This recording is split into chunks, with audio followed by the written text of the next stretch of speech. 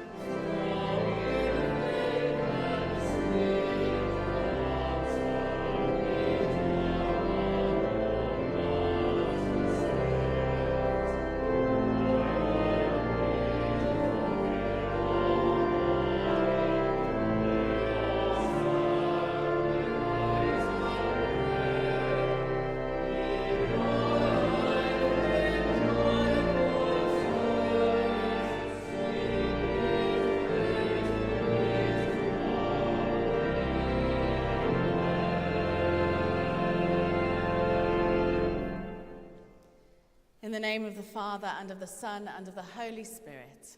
Amen. Grace and peace be with you. And keep you in the love of Christ. Whom have I in heaven but you? And having you, I desire nothing upon earth.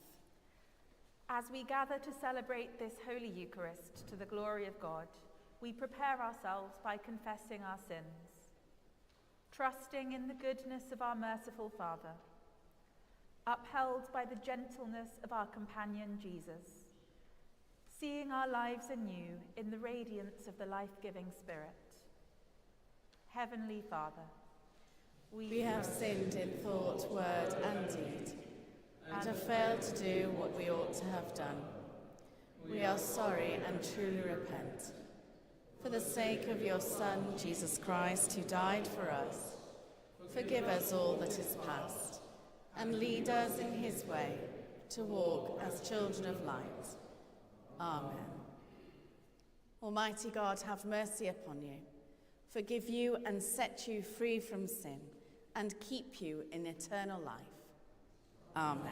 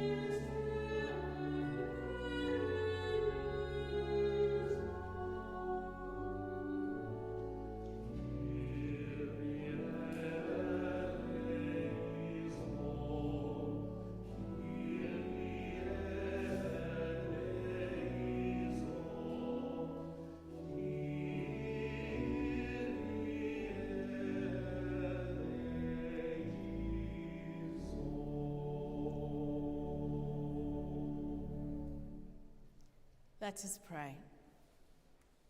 God, who has prepared for those who love you such good things as pass human understanding, pour into our hearts such love toward you that we, loving you above all things, may obtain your promises, which exceed all that we can desire, through Jesus Christ, our Saviour. Amen.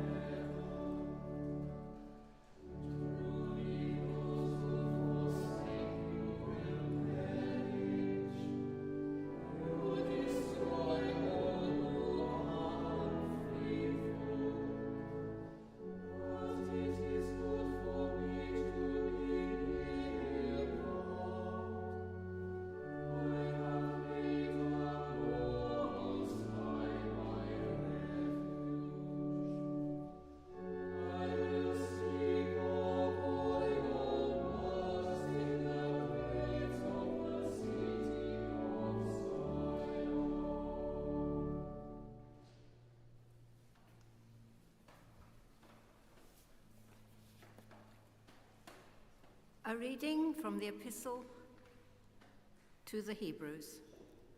Dearly beloved, since we are surrounded by so great a cloud of witnesses, let us also lay aside every weight and the sin that clings so closely, and let us run with perseverance the race that is set before us, looking to Jesus, the pioneer and the perfecter of our faith, who, for the sake of the joy that was set before him, endured the cross, disregarding its shame, and has taken his seat at the right hand of the throne of God. Consider him who endured such hostility against himself from sinners, so that you may not grow weary or lose heart. Hear the word of life to the world. Thanks be to God.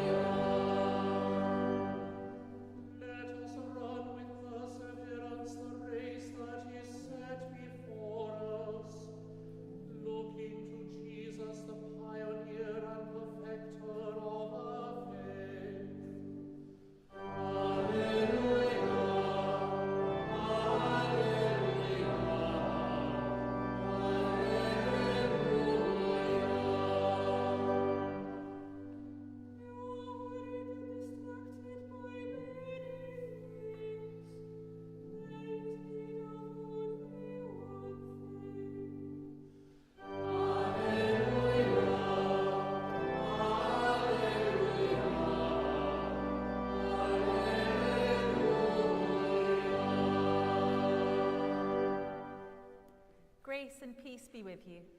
And keep you in the love of Christ. Listen to the Holy Gospel according to St. Luke. Glory to you, O Christ. At that time, Jesus entered a certain village where a woman named Martha welcomed him into her home. She had a sister named Mary who sat at Christ's feet and listened to what he was saying. But Martha was distracted by her many tasks, so she came to him and asked, "Do you not care that my sister has left me to do all the work by myself? Tell her then to help me." But Jesus answered her, "Martha, Martha, you are worried and distracted by many things. There is need of only one thing. Mary has chosen the better part, which will not be taken away from her." This is the gospel of our Saviour. Praise to you, O Christ.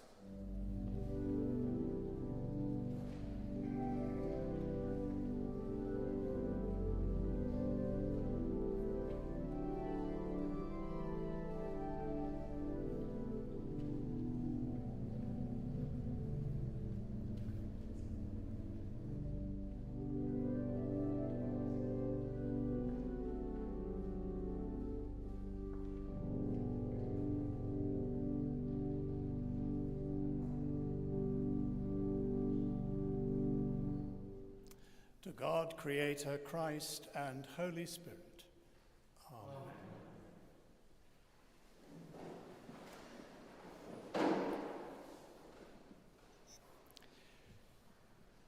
I wonder what you make of the story in the Gospel this morning. Jesus, Martha, and Mary. You may have heard it many times before. It might seem unremarkable. A story about a man and two women. But like all stories about Jesus, they usually have something to tell us about God, about ourselves, and about other people. They're designed to help us on our journey through life, and in particular our Christian faith, or our searching for something more in life. And perhaps engaging with stories like this can help us to discover what is alive in us. It is to say that engaging with Scripture can allow the Word to read and interpret us, moving from our minds into our hearts, to let our lives be open to God and the world. With this in mind, perhaps we could work together this morning on this story. I'm going to offer some thoughts on my study of it. You can see what resonates with your own life and understanding, or what challenges you in your Christian life. What is here for us to understand? Well, first of all, something not always easily seen, but there is something quite shocking in this story. Social convention is broken. The glass ceiling is smashed. Sitting at the feet of a rabbi was something only men could do in those days. Women in Jewish society were forbidden to learn the Torah, the law of the Hebrew Bible. They had no independent religious identity. Jesus helped Mary to break a convention that a woman's primary function was to be a servant. The story reveals a very real domestic situation, but also kindness in affirming Mary's right to listen and learn. Kind to Martha, who was only doing what she had been brought up to see as her place. So, this is a very encouraging story for women. But this story can also be very challenging for us men in our attitudes towards women. I remember when I was a teenager, just a few years ago, the church I attended, all the positions in the church were occupied by men.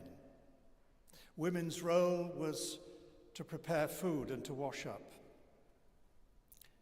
In some respects today it is beginning to change, and some men are playing their part. So this story is a challenge for us all as we try to discern what is right and appropriate in each situation we have to face. Importantly, Jesus does not dismiss or undervalue practical service and care. We see it, for example, in his story of the Good Samaritan, just a few verses before this story in the Gospel of Luke, chapter 10. The story of the Good Samaritan calling for kindness and neighborly love. But there is another theme here: hospitality. Martha welcomed Jesus into her home. Again, quite a radical thing for a woman to do in her day. A typical act of hospitality. And Jesus, as an itinerant preacher, depended on the hospitality of people like Martha and Mary. Jesus may have known them. The same story, which appears in the Gospel of John, tells us that Jesus wept at the death of Lazarus, their brother, and his friend. It suggests he was good friends with this family. So Martha is busy preparing food and is annoyed that her sister Mary is not helping, but sitting at Jesus' feet listening to his teaching. But, and this is interesting, Martha does not ask Mary to help her. She appeals to Jesus. She does the third party bit. My sister has left me, a lot of me and my. And as a priest, this has a remarkable familiar ring. People sometimes come and say something to me like, I was not happy with X in today's service. Could you have a word about it, please? Or so-and-so is not happy about Y. Could you have a word with them? I almost feel as though I'm being set up for something. My answer is usually something like, I think as it's your concern, please go and speak to the person yourself. Or ask the person concerned to come and speak to me directly. Jesus gets to the heart of it. Martha, Martha, you are fretting and fussing about so many things. I just love that he uses her name twice. It gives it a sense of intimacy. And some translations of the Bible say that she's worried and distracted. Jesus, it seems, is not so concerned about her being busy, but rather her lack of focus on what is really important. Does that not resonate for some of us? It certainly does for me. Getting a sense of self-worth out of the things we do, doing can take over from being quite subtly. And when we are distracted by external things, our inner life can wither from disconnection from God. It's difficult to worship when you're distracted, perhaps living in the past of regret or the future of anxiety or ruminating on something, when the only time we have is the now, and the only place we really have is right here. Jesus closely identifies with humanity, the human encounters that he had with people, revealing profound truths about the love of God and God's purposes in human life. God is to be found in the ways we human beings relate to one another. We, of course, live in a society which increasingly is addicted to the next bit of news or information, which can often lead to the demonizing of people we don't like. Consider for a moment the trolls who patrol the social media and the blogs anonymously and often denigrate other people. They never seem to have peace, quiet, or contentment. But there's something else in this story too. It seems to question our often inflated sense of self-importance. Martha, so wrapped up in what she has to do, she's got no time for her visitor, Jesus.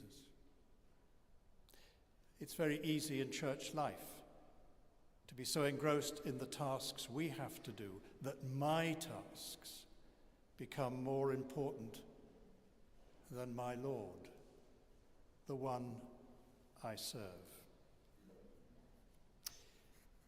So it seems to me that Martha hasn't chosen wrongly, but perhaps Mary has chosen better. Jesus, in the present moment, requires attention and focus on him so that we don't have to choose between being active and busy and being still and contemplative. We are free to choose a balance that makes us whole, free from distraction and worries, focused in faith on what is important. And I know this from my own experience, so easily distracted. At home, on the desk above in my study, above it, I have 3 words written: focus, commit, do. FCD. And when I'm distracted, I come back to them. Focus on what and who is important. Commit to it and do it. This story raised lots of questions for me about the way I live my life. Questions that perhaps may be of interest to you, and I leave them with you. What do you do to welcome guests into your home? How do you do it? Who do you identify with in this story? Mary or Martha? And where in your life can you see too much busyness that prevents you from listening? Perhaps you might want to remember FCD. Focus, commit, do.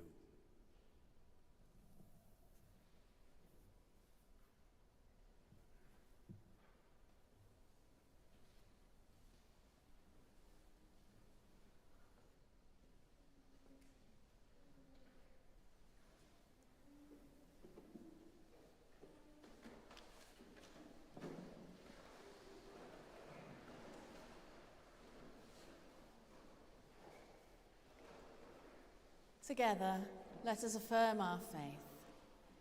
I believe and trust in God the Father, who created all that is. I believe and trust in his Son, Jesus Christ, who redeemed humankind. I believe and trust in his Holy Spirit, who gives life to the people of God. I believe and trust in one God, Father, Son, and Holy Spirit. Amen. With all our heart and with all our mind, let us pray to God.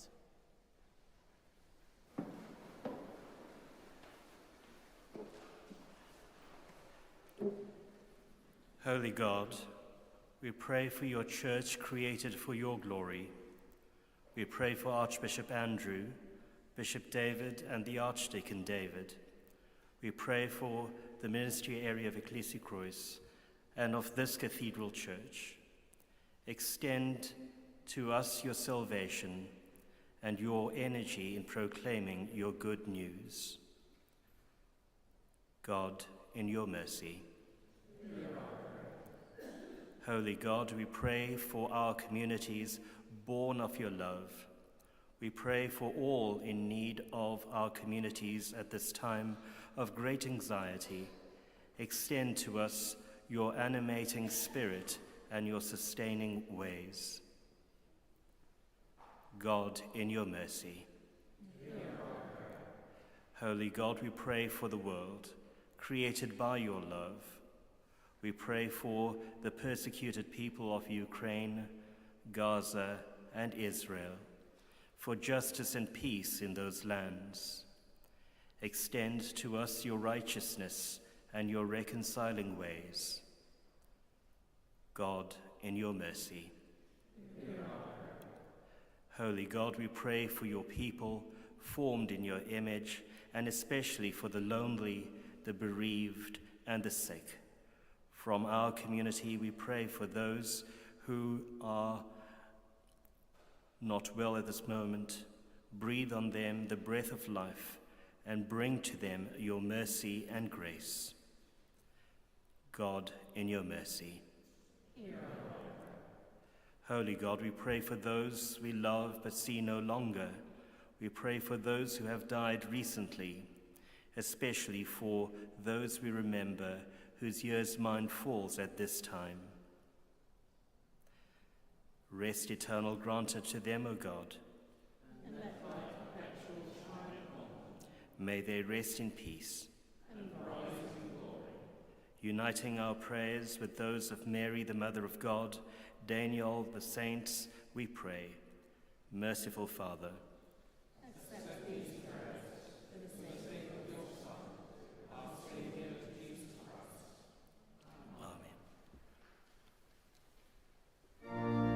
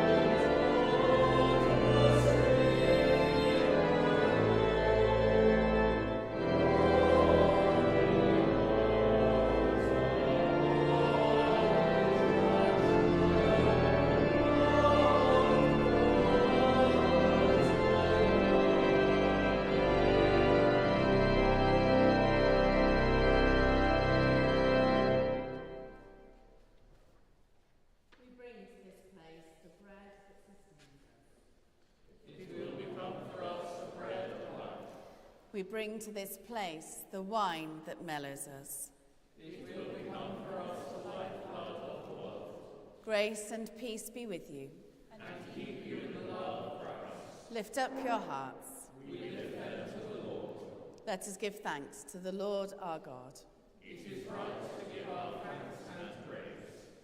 It is indeed right, it is our duty and our joy at all times and in all places to give you thanks, Holy Father, all-powerful and ever-living God, through Jesus Christ our Lord. For he is our great high priest, who has freed us from our sins and has made us a royal priesthood, serving you, our God and Father. And so with the hosts of angels and all the company of heaven, we proclaim the glory of your name and join in their unending hymn of praise.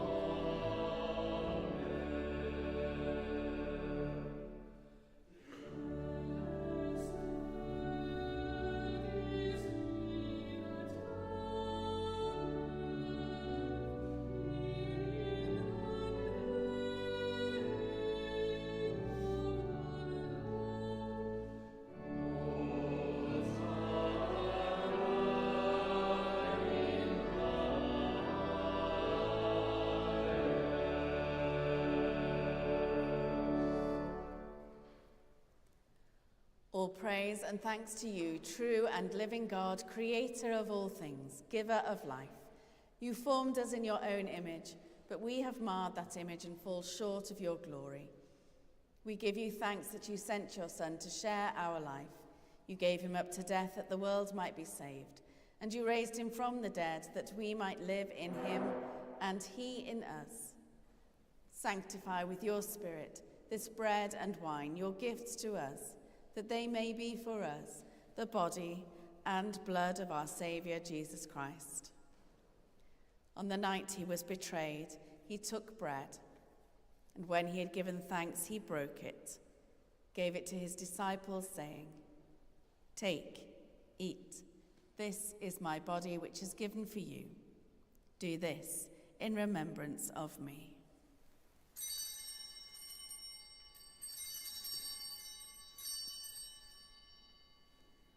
In the same way, after supper, he took the cup, and when he had given thanks, he gave it to them, saying, "Drink from this, all of you, for this is my blood of the new covenant, which is shed for you and for many for the forgiveness of sins.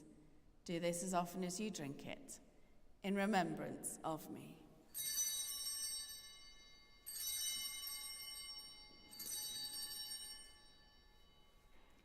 Let us proclaim the mystery of faith.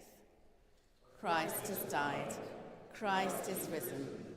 Christ will come in glory. As he has commanded us, Father, we remember Jesus Christ, your Son, proclaiming his victorious death, rejoicing in his resurrection, and waiting for him to come in glory. We bring to you this bread, this cup. Accept our sacrifice of thanks and praise. Restore and revive your people. Renew us and all for whom we pray with your grace and heavenly blessing, and at the last receive us with all your saints into that unending joy promised by your Son, Jesus Christ our Lord. Through him, with him, in the unity of the Holy Spirit, all honor and glory are yours, Almighty Father, forever and ever. Amen.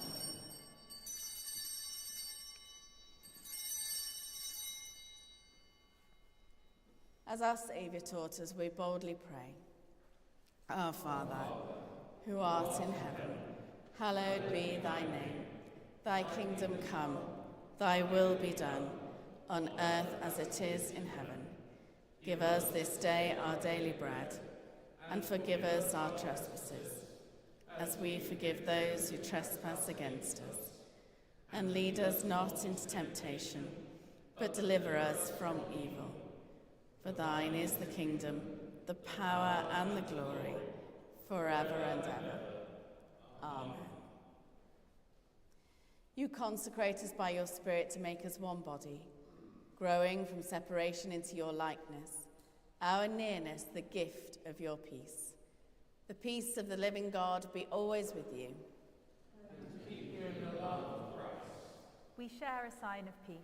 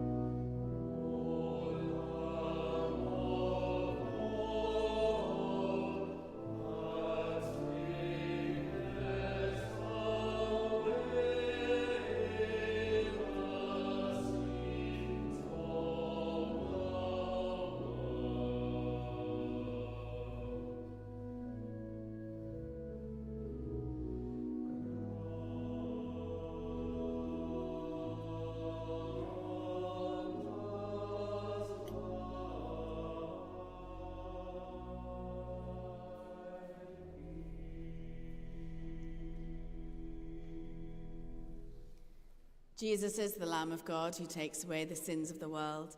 Happy are those who are called to his supper. Saviour, I am not worthy to receive you, but only say the word, and I shall be healed.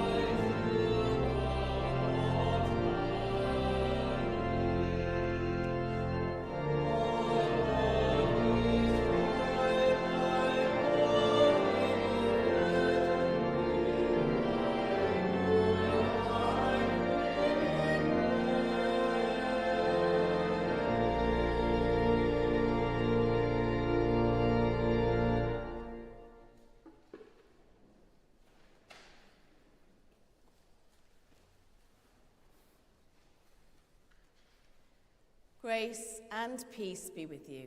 And keep you in the love of Christ. May the love of Jesus Christ draw you to himself. May his power strengthen you in his service. And may his joy fill your hearts. And the blessing of God Almighty, the Father, the Son, and the Holy Spirit be among you and remain with you always. Amen. Let us go forth in peace. In the name of Christ. Amen.